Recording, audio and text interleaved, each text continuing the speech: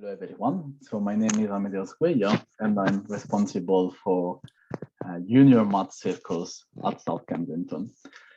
So in this presentation, I will try to explain you what we did in the last term, but also how we teach mathematics and why we think our approach is beneficial for your kids.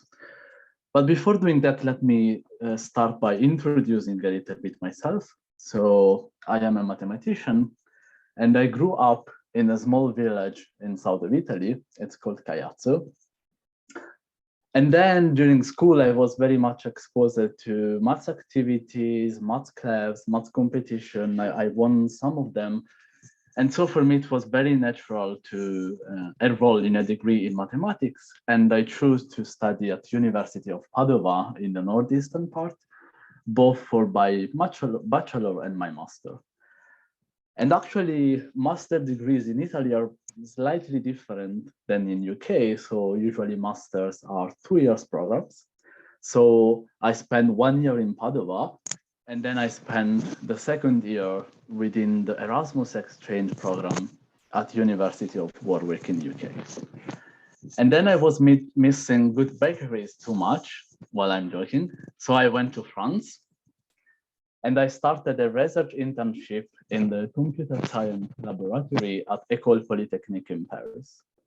And then finally, I went back to UK, this time to London, and I started a PhD in mathematics at the London School of Economics and Political Science, where I'm still nowadays. So at LSE, I do research in mathematics, more precisely extremal and probabilistic combinatorics, but I'm also a teaching assistant and I teach a variety of math modules ranging from linear algebra to combinatorics to differential equations to real analysis and so on. Now you might be wondering why I mentioned my hometown in my mathematical path, but actually I strongly believe that everything started when I was in Caiazzo, when I was at schools. I was lucky to have wonderful professors which always introduced mathematics as a key to understand the world who surrounds us, but also as a curious puzzle to look at and to solve all together. And they were so inspirational for me that I decided that I not only wanted to become a mathematician, but I also wanted to become the same inspirational model for the next generation of pupils and students as my professors were for me. So already when I was in Padova, I started collaborating with several mathematical associations. I was the coach of the mathematical team in the district of Padova. I started organizing a team mathematical competition from middle schools in the area where I grew up. And then when I came to London, I was very lucky to meet Fred and Anastasia Stone, and I started collaborating and working at the London School of Maths and Programming. And actually, in January, I will start my 4th year with them, which is quite exciting and impressive at the same time.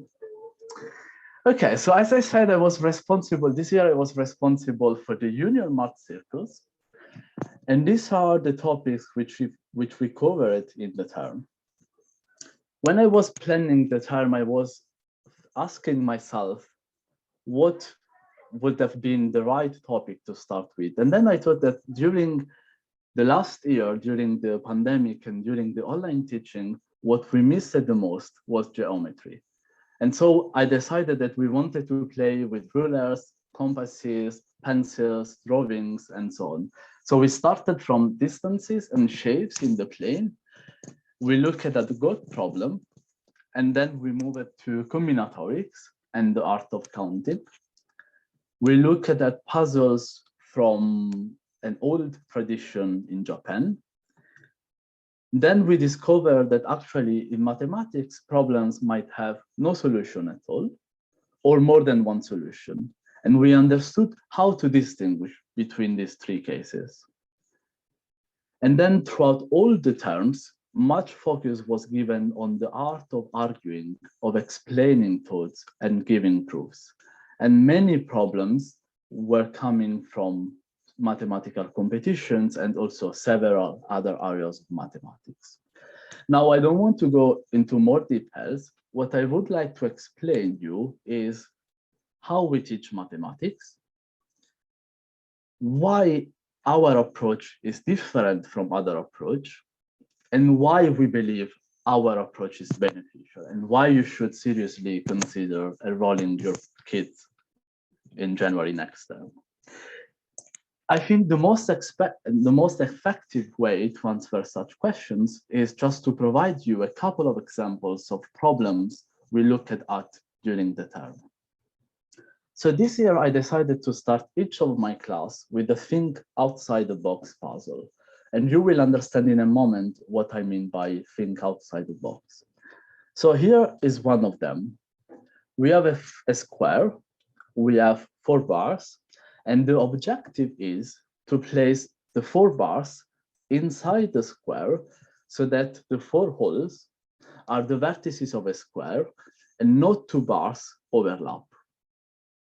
Now, when you suggest such a problem to a pupil, the pupil usually do a reasoning like the following one.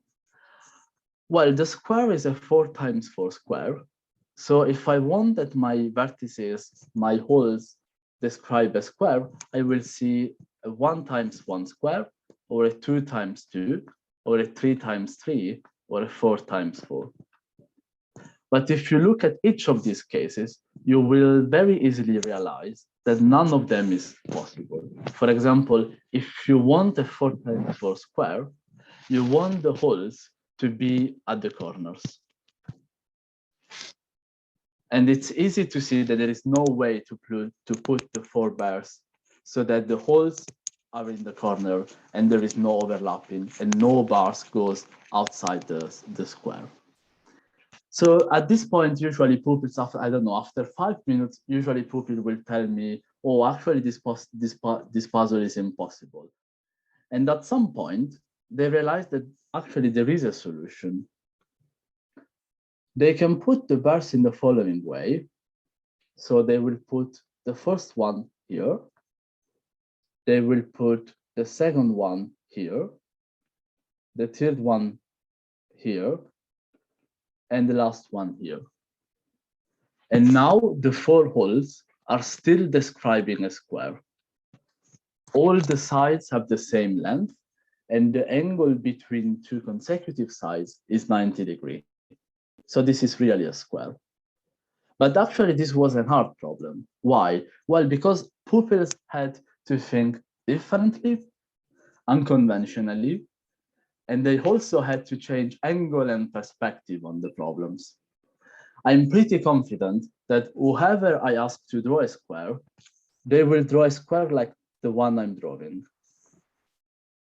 Our intuition of square is so stick to this, to drawing the square in this way, that it takes a bit to realize that actually I can rotate the shape and I still get a square. That is exactly what was needed to solve this puzzle.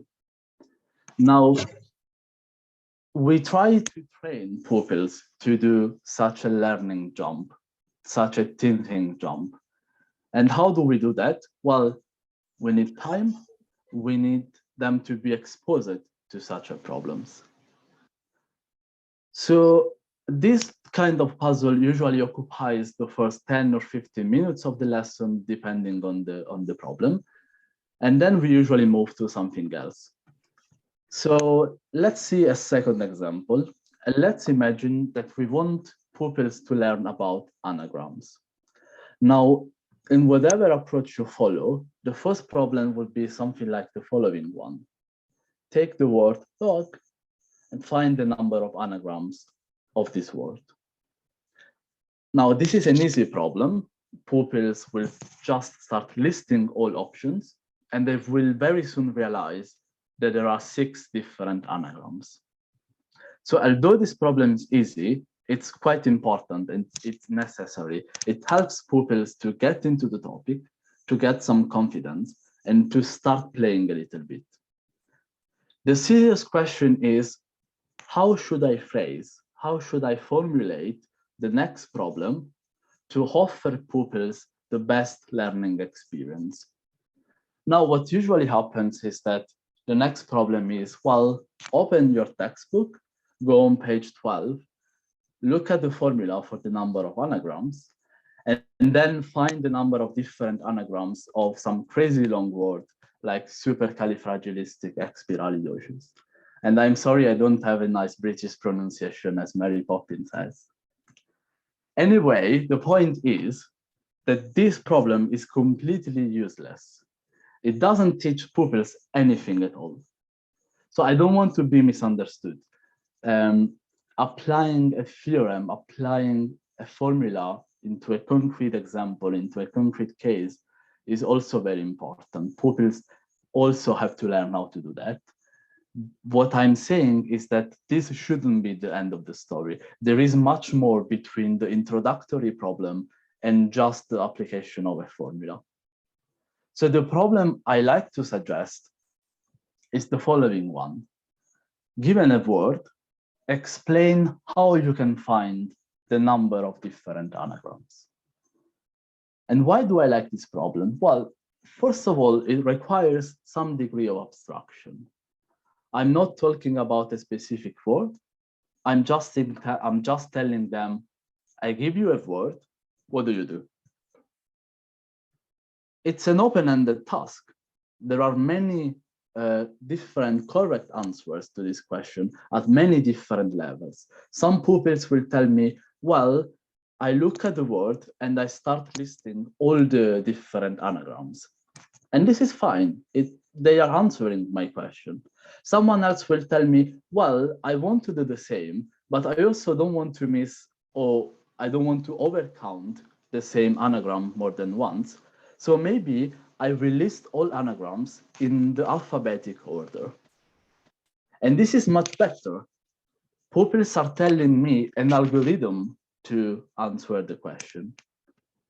And then clearly I can push for much better answers.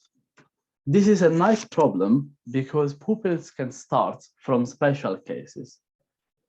So for example, pupils will tell me, well, if all the letters in the word are different, then actually I know the answer. I know the formula. And then I can push them and I can ask, oh, that's very good. Now, what if all the letters in the word are different, but there is one letter which appears twice?